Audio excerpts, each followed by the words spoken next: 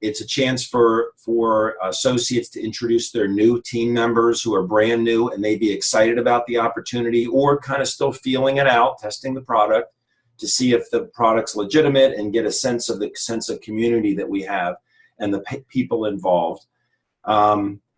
So we do that. We want people to meet Debbie and myself. Sometimes the information that goes down to people who want to build a business, it's a trickle down sometimes and it gets diluted.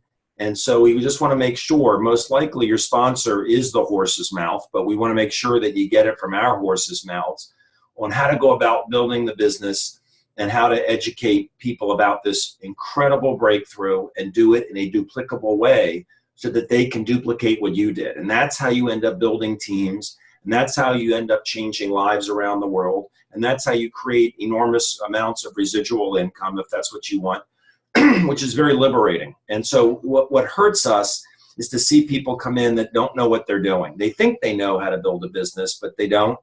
And they work really hard and they get frustrated and sometimes they quit because no one ever really showed them how to go about doing this. Now it's up to them to decide to be coachable or not, but at least we want to get the information to everybody, right? We also make announcements on this call, things that are going on you may not be aware of. We do recognition of what people have done. We do some specific training or we have special guests come on. We had ASEA founder Tyler Norton a few weeks ago. And it's a great way just to get together. You know, when we're out there sharing this with people during the week, not everybody thinks your idea is so hot, you know, if you haven't noticed that. Some people think this sounds too good to be true. Some people think it's a scam. They don't understand what it is. And sometimes they don't take the time to look at it. And it can be very dejecting. It can be frustrating. And it's really cool when you go to live events, in-person events, and there are a sea of people there because we all know what we're doing. I mean, we have to talk to this many people to have this many people listen, to have this many people get involved, to have this many people actually do it, right? And when you're around a sea of people, we're not convincing each other. We know this is a breakthrough for humanity. We know 9 out of 10 people get immediate results putting this on for pain. We know what this does for autism. We know what this does for diabetes. We know what this does for lupus. We know what it does for wrinkles too, but not everybody does. It is nice to have to just get together every week with this technology when we can't be physically together to do it. So that's the reason for the call. And having said that, I'm going to let Debbie reintroduce half of the team, an amazing team, Bobby and Jerry Martin, Triple Diamonds out in Albuquerque. Debbie, I'm going to turn it back to you. Thank you, David. Well, as I said before, if you have never met Bobby Martin, you're in for a real treat. He's the genuine real deal. As I mentioned, also he'd already made a lot of money, just like Bertus had. But he chose this company for his reasons, which I'm going to let him tell. And he has given and given back. He coaches people. Sometimes he's on the phone after a charge-up call for an hour, just helping people and answering questions. And then he really dove into Genie, and he knows virtually, well, most everything about Genie. He says he always learns, but I'm finding that hard to believe. But anyway, so if you've got Genie questions too, we'll hopefully he can stay on for just a little bit. But with that, I'd like to turn it over to Bobby Martin. We all love you, Bobby. Oh, you guys make me feel so good. I'll get choked up here if I'm not careful. For those of you who don't know, my family's been in healthcare 5 generations. And for the first 3 generations, my family was very naturopathic, homeopathic.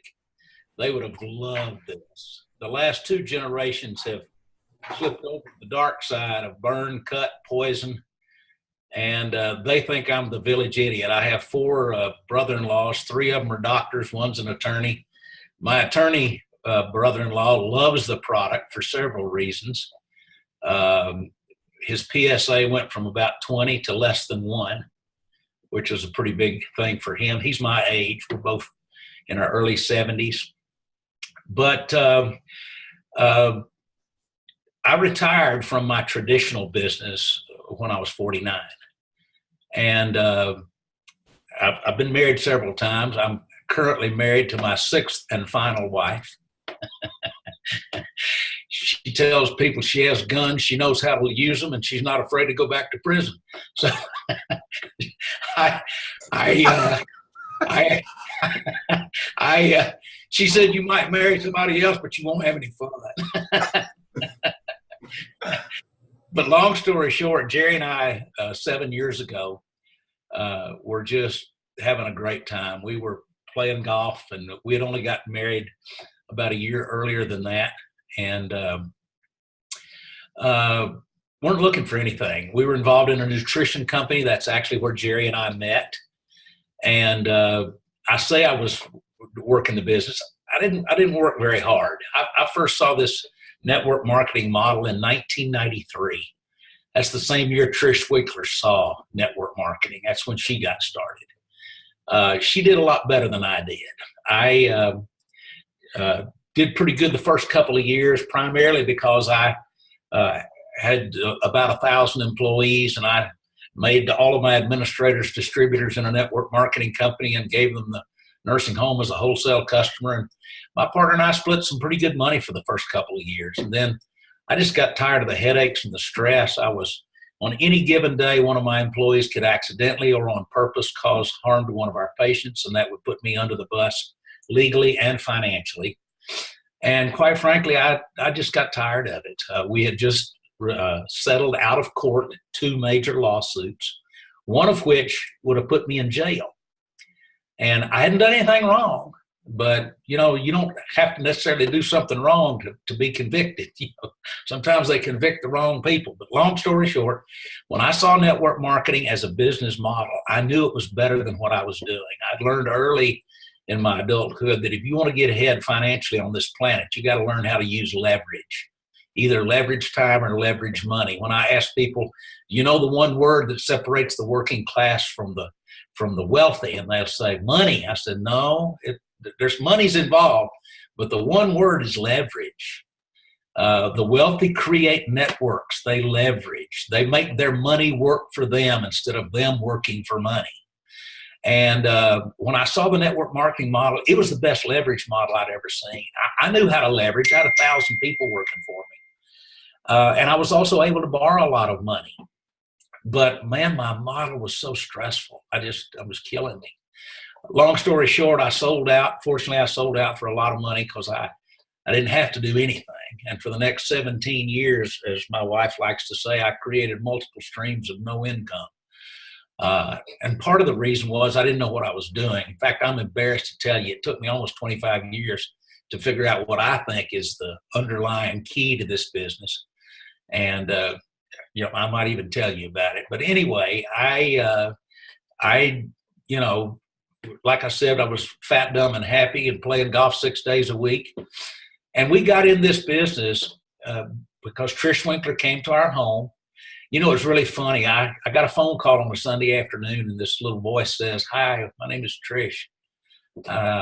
She said, I'm having lunch with 2 of your friends at the Albuquerque Country Club, and your name came up in our conversation. I was wondering if you'd mind if we stopped by for a brief visit." And I said, "No, Bill knows where we live. Come on down. We just live 14 houses from the club."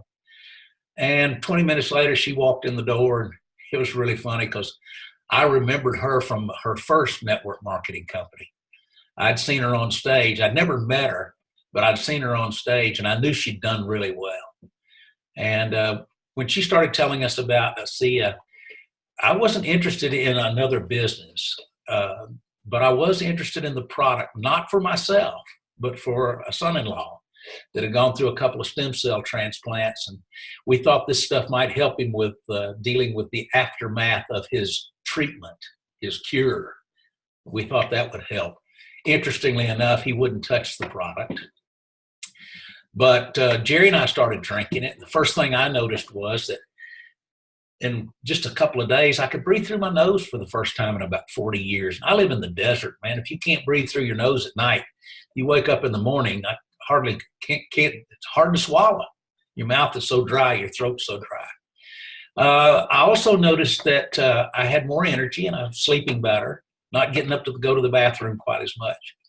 I was on 5 prescription medications, and 3 months after I started with this product, I told my doctor, I said, I'm going to stop taking all these pills. And he said, why? And I said, well, because I'm drinking these little molecules and I think they'll help me, but I won't know that for sure if I don't stop taking the pills. He said, okay, what do you want me to do? And I said, I don't want you to do anything now. Just watch me. But I said, in about 3 months, I want you to order a blood panel, a full blood panel, so we can see if it's making any difference. And folks, 3 months later, for the first time in well over 25 years, I had normal blood work. And of course, at that time, I was in the best shape I've been since high school. I weighed 176 pounds. 8 years later with Jerry, I topped the scales at 256 in January. I'm happy to tell you that I've lost 55 pounds since then. So I'm feeling much better. You look amazing. Oh, thank you. I had so many people in the sea that would come up to me every meeting and, Bobby, please take better care of yourself. Please take better care of yourself. I was one of them at the pool in St. Thomas, I think. Yes, you were. I'm like, so many people love you, man. Come on. Yeah, right. Well, anyway, I'm back on the road to better health anyway. Anyway, we've had a great time with this. Jerry and I had never been to Australia. We went over there in 2014, helped a young couple get started. They are Ambassador Diamonds today. We probably have one of the strongest teams in Australia. 80% of our personal business is in Australia. But this is just a great company. It's a great product, great people. I wouldn't have known any of you guys if I hadn't gotten involved in this. And I got to tell you, I love my family, my ASEA family. In fact, I'm a lot closer to my ASEA family than I am most of my own family. I don't like being thought of as the village idiot, you know. I don't like that. I like people that think I'm great, not people that think I'm a moron. Anyway, I can keep talking all night. I don't know if there's anything special you want me to say or. What's your key to success in network marketing? You said you might tell us. Well, I got to tell you something. Do you guys know what the industry average is? This is the industry average for recruiting. For every 100 contacts you make, the industry average is you recruit 3 people. I don't know about you guys, but that really doesn't impress me at all. Okay? How'd you like to recruit 32 out of 100 instead of 3 out of 100? Well, I'll tell you the secret. Don't shortcut getting to know the person you're talking to find out what they want, why they want it, and how serious they are about getting it. You know, Jeff Carlisle talks about red apples, green apples, and rotten apples. You don't have any idea what kind of apple a person is if you don't get to know that person. We talk a lot about relationship marketing, but I got to tell you something, guys. Most of what we teach is not relationship marketing. It's selling. And I want to tell you, how many of you are tired of this cycle? Enroll, hope, and replace. Anybody tired of that? I'm sick of it. Let me give you a good example. Jerry and I personally sponsored 186 people. And every week we struggle to get 6 or 7 Director 300 legs out of 186 people. If somebody told me 7 years ago, 8 years ago, hey, you're going to have to recruit 500 people to get this thing, I'd have said, forget it. I'm not doing it. It's too hard. I don't have to. But I will tell you something. If you will take the time to get to know what a person wants, why they want it, and how serious they are about getting it, for every 100 contacts, now let me explain a contact.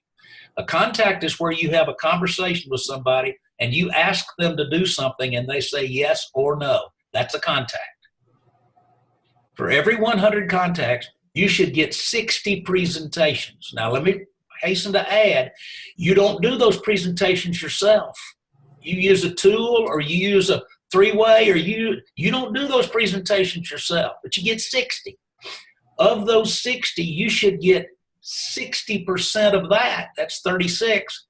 Follow-ups where people want additional information. Now, here's where it gets really sweet, guys.